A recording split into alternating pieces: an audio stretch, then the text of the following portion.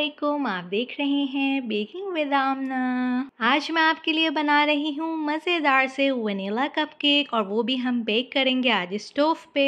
बहुत आसान रेसिपी है। उसके अलावा मैं आपको ये भी बतलाऊंगी कि आप स्टोव में बग़ैर कपकेक ट्रे के कैसे कपकेक्स को बेक कर सकते हैं और सारे इंग्रेडिएंट्स के मेजरमेंट्स भी आपको ग्राम्स में और कप्स और स्पून में भी मिल जाएंगे। तो वीडियो को आप ध्यान से देखिएगा, गौर से सुनिएगा ताकि आपको हर चीज़ अच्छे से समझ आ जाए। तो चलिए शुरू करते हैं। यहाँ ब्लेंडर में मैंने ऐड कर दिए 2 एग्स और ये रूम टेम्परेचर पे होने चाहिए। इसमें मैंने पिसी हुई चीनी ऐड कर दी 90 ग्राम और साथ ही इसमें ऑयल जाएगा 50 ग्राम। आज हम बीटर का इस्तेमाल नहीं कर रहे, तो मैं आज बिल्कुल बिगिनर्स के लिए वीडियो बना रही हूँ। जिनके पास ना ओवन है ना बीटर है तो अब कोई बहाना नहीं चलेगा, आपने ज़रूर इसको बनाना है और बना के फिर मुझे बतलाना है। अच्छा जी, ब्लेंडर में ना 2 स्पीडें होती हैं, नंबर 1 और नंबर 2। तो आपने 1 मिनट तक ना इसको नंबर 1 स्पीड पे बीट करना है, मतलब स्लो स्पीड पे, ठीक है। उसके बाद फिर आप इसकी जो स्पीड है ना उसको 1 मिनट के लिए नंबर 2 पे करेंगे, मतलब तेज़ स्पीड पे फिर इसको 1 मिनट के लिए ब्लेंडर में मिक्स करेंगे। पहला मिनट जो है वो स्लो स्पीड पे करना है नंबर 1 पे, फिर दूसरा मिनट जो है ना वो आपने नंबर 2 जो तेज़ स्पीड होती है उस पे करना है। ख्याल कीजिएगा अपने ब्लेंडर की मोटर को जला नहीं दीजिएगा। जब भी आप वनीला केक या कपकेक बनाए करें तो कोशिश किया करें ताज़े अंडों का इस्तेमाल किया करें। ये नहीं कि फ्रिज में 10 दिन से अंडे रखे हुए हैं, आप सोचें कोई खा नहीं रहा तो चलो केक बना लेते हैं। चॉकलेट केक वगैरह में तो ठीक है, लेकिन वनीला केक में कोशिश किया कीजिए कि फ़्रेश एग्स का इस्तेमाल करें।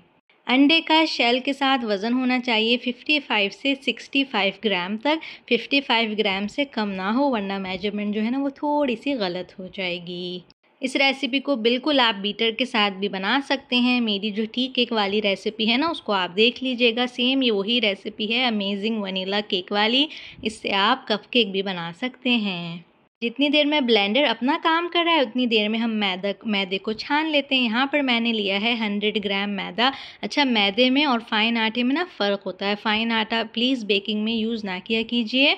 अगर आप बिगिनर हैं तो आप ये स्टेप पहले से करके रख लीजिएगा ताकि आपकी पूरी जो तवज्जो है वो ब्लेंडर पे हो। अच्छा, इसमें मैं अब ऐड कर रही हूँ बेकिंग पाउडर 5 ग्राम और नमक जाएगा 1 चुटकी। इन सबको हम अच्छा सा छान लेंगे। छानने के बाद मिक्स कर लेंगे और एक तरफ रख देंगे। मैदा जो है ना वो आप वहाँ से लिया करें जहाँ से आप बाकी के बेकिंग के इंग्रेडिएंट्स लेते हैं ना, उनके पास बहुत अच्छा बेकिंग के लिए मैदा जो होता है वो मिल जाता है। तो उससे अपने केक को बनाया करें तो बहुत अच्छा नरम केक आपका बनेगा। अच्छा जी, तो ये हो गया। अब मैं आपको दिखा देती हूँ। देखिए इस तरह से झाग इसमें है और जब आप इसको इस तरह करेंगे ना, जैसे आप जग में से निकाल लें, देखें बिल्कुल इस तरह करके, और फिर जग को बिल्कुल सीधा रख दें। और फिर ये देखें मैंने ये लाइन भी बनाई है दिखाने को कि जितना हमने किया था ना वो वहीं पे है, पता चल रहा है कि यहाँ तक इसका मार्क है। तो जब ऐसा हो जाए ना तो इसका मतलब है आपका जो बैटर है वो बिल्कुल सही है। अब इसमें आप कलर ऐड कर देंगे। येलो कलर मैंने ऐड किया है 2 ड्रॉप्स। आप जर्दे का रंग बिल्कुल यूज़ कर सकते हैं। और 1 टीस्पून वनीला एसेंस इसमें मैंने ऐड किया था।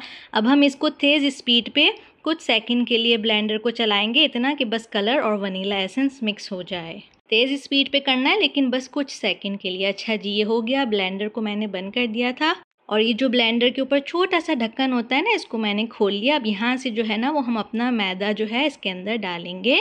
ब्लेंडर को आपने ऑन कर लेना है नंबर 1 स्पीड पे, यानी स्लो स्पीड पे। और ये जो ऊपर सुराख था ना, इसमें से ये जो हमने मैदा मिक्स करके रखा था ये हम आहिस्ता आहिस्ता इसमें से एक एक स्पून करके डालेंगे।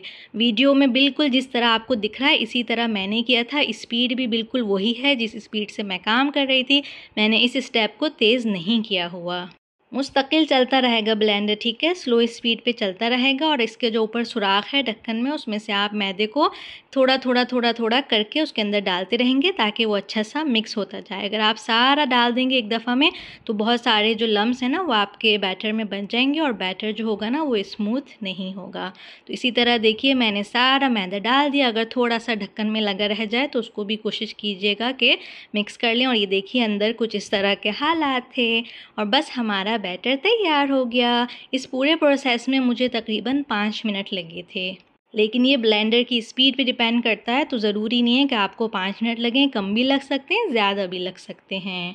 अच्छा, अभी फ़िलहाल मैं ये वाले कपकेक लाइनर यूज़ कर रही हूँ। इनको हम बेक होने के लिए रख देंगे ना कढ़ाई में, उसके बाद फिर मैं आपको बताती हूँ कि आप कैसे बगैर ट्रे के करेंगे। अच्छा, कुछ लोग मुझसे पूछ रहे होते हैं कपकेक के लिए कितने ग्राम बैटर हो, तो मैं तो भाई ग्राम से नहीं चलती, इसलिए कि बहुत मुश्किल काम है, एक-एक करके कौन बेक करे। फिर भी आज मैंने करके आपको दिखा दिया। 35 ग्राम बैटर जो है ना वो एक कपकेक लाइनर में जाता है, 35 से 38 ग्राम तक।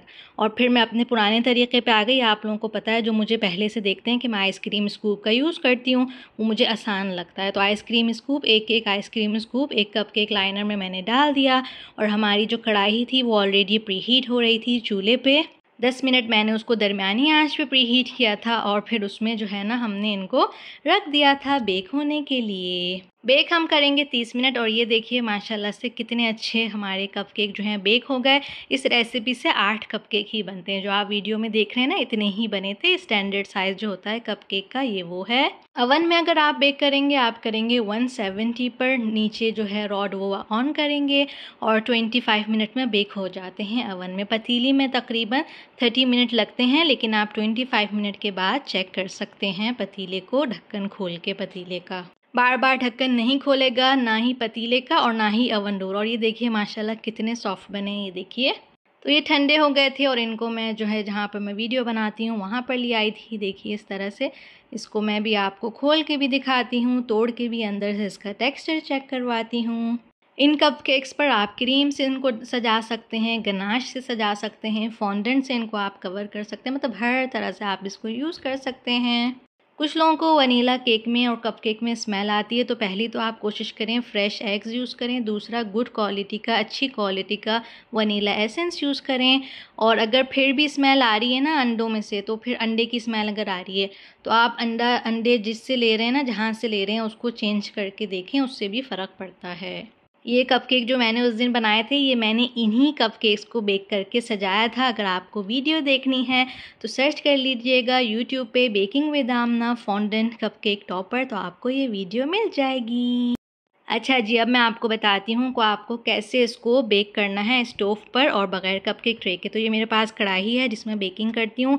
इसमें देखिए अगर ये मैं कपकेक ट्रे रखूँ तो ये किसी तरह नहीं आ रही, ना टेढ़ी करके, ना सीधी करके, ना उल्टी करके, मतलब फिट होना ही नहीं है।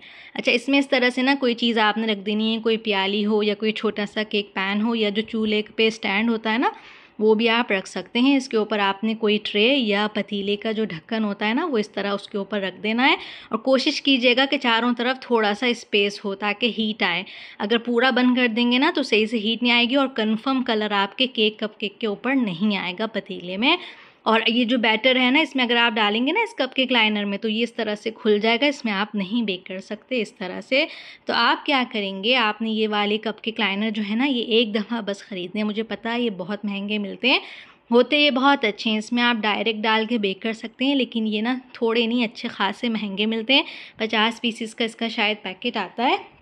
तो आपने क्या करना है, आपने ये पेपर लाइनर लेकर ना इसके अंदर इस तरह से रख के और फिर बेक करना है। उसमें क्या होगा, ये जो सख्त वाला कपकेक लाइनर है ना, बाहर वाला जो महंगा है, इसको आप रीयूज़ कर सकते हैं। कोई 15-20 दफ़ा आप इसको इस तरह से यूज़ कर सकते हैं और आपकी बचत भी होगी। एक दफ़ा तो आपको ख़रीदना पड़ेगा, लेकिन उसके बाद उसमें आप वाइट वाला जो पेपर लाइनर होता है वो लगा लगा के उसको कर सकते हैं। और ज़रूरी नहीं है सिर्फ पतीले के लिए, आप अवन में भी इस तरह से बेक कर सकते हैं। अच्छा, जिस ट्रे में मैंने इनको रखा था ना, अगर उसमें सुराख हैं तो फिर तो सही है, अगर वो पूरी साइडों से कवर करिए कोई प्रॉब्लम नहीं है। लेकिन अगर इस तरह की ट्रे है ना, तो कोशिश कीजिएगा कि साइडों से जगह हो।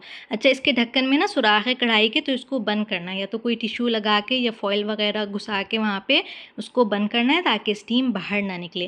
और बस इस तरह इसको मैं स्टोव पे रख के बेक कर लूँगी। मैं इस किचन में नहीं बेक करती, दूसरे वाले में करती हूँ, इसलिए मैं यहाँ पर आपको नहीं दिखाती।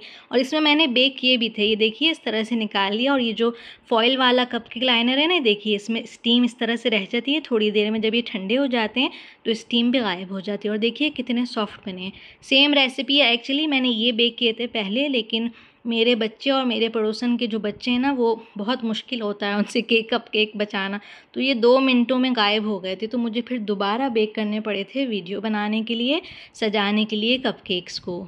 इसका भी देख लीजिए टेक्सचर अंदर से कितना अच्छा है, कितने सॉफ्ट फ्लफ़ी से बने हैं। इनके सेंटर में बिल्कुल आप फिलिंग भी फिल कर सकते हैं। जब बेक हो जाएं, ठंडे हो जाएं तो सुराख करके आप उस सेंटर में जो भी फिलिंग आप चाहें तो आप कर सकते हैं। ये देखिए हमारे प्यारे से कपकेक और उनके लाइनर देखिए ठंडे हो गए तो जो उसके अंदर स्टीम थी ना वो गायब हो गई। तो बस आप इनको अब रख दीजिए और जब भी आपको कपकेक बेक करने हो उनको निकालें और यूज़ कर लें। कम से कम भी इस तरह आप इसको 15 से 20 दफ़ा यूज़ कर सकते हैं और अगर अच्छी तरह हिफाजत से आप रखेंगे तो ज़्यादा टाइम के लिए भी बिल्कुल आप इनको यूज़ कर सकते हैं। वीडियो पसंद आ रही है तो जल्दी से लाइक कीजिए, कमेंट करके ज़रूर बताया कीजिए कि वीडियो आपको कैसी लगी और अगर नए हैं आप मेरे चैनल पर तो सब्सक्राइब करना हरगिज़ ना भूलिएगा। वीडियो को शेयर कर दिया कीजिए ताकि किसी और का भी भला हो जाए। आज के लिए इतना ही। अपना ख्याल रखिएगा, दुआओं में मुझे याद रखिएगा। अल्लाह हाफिज़।